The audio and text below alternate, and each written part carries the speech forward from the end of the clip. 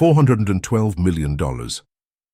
That's how much real estate was sitting on land my mother died believing we had lost. For 14 years, the HOA president collected community maintenance fees, infrastructure upgrades, security assessments. She built a reputation as the queen of the mountain, and then she looked me dead in the eye and said, "You don't belong here. Sell that shack and go back where you came from." What she didn't know was simple. The shack, the road, the entire subdivision. It was all still in my family's name, and the document that proved it was sitting in a rusted filing cabinet no one had opened in 20 years. I'm not a developer. I'm not a lawyer. I work 12-hour shifts installing commercial electrical systems, steel-toed boots, sunburned neck, hands that don't look like they belong at HOA meetings. When my mom passed, I drove 10 hours to settle what I thought was worthless mountain property. The story I'd grown up hearing was simple. My grandfather made a terrible investment in the 1960s, bought raw land instead of city property, lost everything. So I came expecting to sell the old cabin, clear debts, and move on. The cabin smelled like pine needles and old paper, the kind of quiet that feels heavy. Inside I found survey maps, boundary sketches, lease agreements, and one clause underlined 3 times in blue ink. All structural improvements revert to original landholder upon breach of payment terms exceeding 60 consecutive days. At first, I didn't understand it. Then I heard heels on gravel. She introduced herself as Victoria Langford, president of Silver Peak Estates HOA. Perfect white blazer, designer sunglasses. The type of smile that isn't friendly, it's territorial. She looked at my truck like it was contagious. "You have 72 hours to remove that vehicle. It violates community aesthetics." I told her this was my family property. She laughed. "My husband works at county records. We know exactly who owns what." That line stayed with me. The next morning I visited the county clerk's office. Property assessments over the last 14 years had dropped dramatically, but only for my parcel. From millions down to almost nothing. Each adjustment signed by the same official. Her husband. That's when things stopped feeling like coincidence. 2 days later, deputies showed up at sunrise.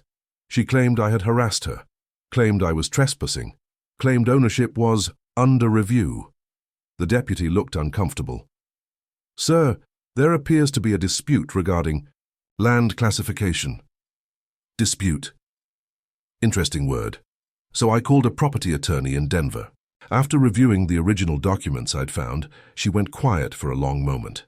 Then she asked, "Have you confirmed whether lease payments were ever redirected?" That's when it hit me. The subdivision wasn't built on sold land. It was built on leased land, a 99-year development lease signed in 1965, and payments had stopped 14 years ago, meaning the lease was breached, meaning the reversion clause was triggered. Under state law, when a development lease is materially breached, improvements can revert to the original landholder. Improvements, houses, garages, pools, entire homes, over 700 of them.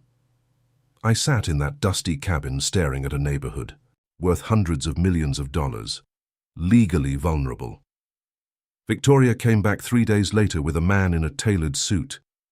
She handed me a yellow document claiming my grandfather permanently sold development rights in 1971. It looked real, stamped, signed, aged. Until I noticed something tiny. The document referenced a municipal zoning code enacted in 1982. She didn't notice my expression change. Her lawyer did. Forgery.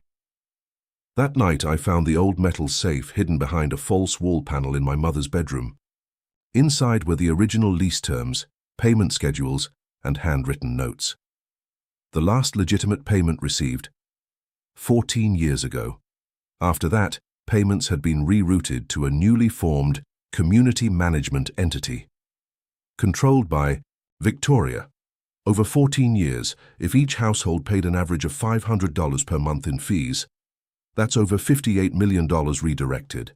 And that's just what we could track. I had a choice. I could file immediate eviction notices, Every house, technically. Built under breach terms, I could destroy everything. But as I stood outside watching kids ride bikes on the cul-de-sac, I knew revenge wasn't the goal. Justice was. So we filed a quiet title action. It forced every stakeholder to prove their legal right to occupy the land.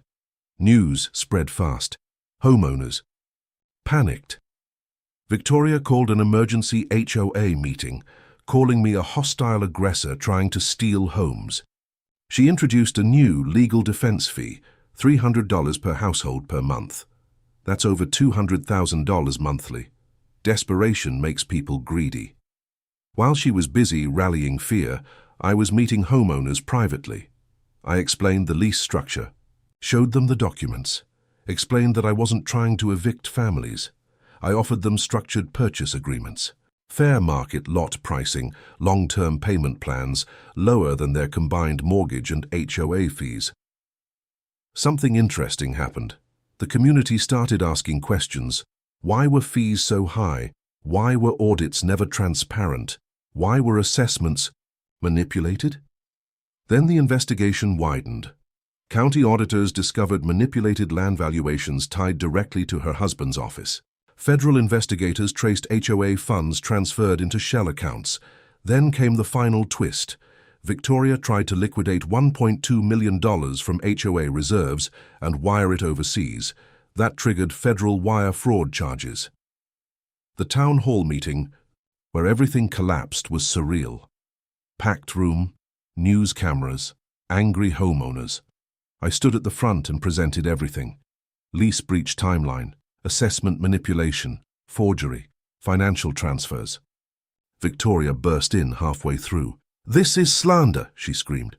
That's when federal agents stepped forward. She was arrested in front of the entire community she claimed to protect. 6 months later, the subdivision looks different. Not physically, but structurally. The HOA was dissolved and restructured democratically. Fees reduced by nearly 50%. Homeowners transitioned to purchase agreements. The access road easement renegotiated fairly. A portion of the land designated as protected conservation space. Property values actually increased once the corruption disappeared. As for Victoria, convicted on multiple counts of wire fraud, falsifying public records and tax evasion. Her husband permanently barred from public office. The mountain feels different now. Not controlled, not policed, owned, shared. Every morning I keep my grandfather's survey compass on the kitchen table, because this was never about money. It was about legacy. It was about not letting someone rewrite history because they thought no one would check. So here's my question for you. If someone built their empire on your family's land and stole from an entire community to do it, would you go nuclear or would you rebuild something better? Let me know in the comments. And if you think HOAs can't be dangerous, wait until you hear the next story. If you enjoyed this story, hit subscribe and turn on notifications. The next HOA takedown is even crazier.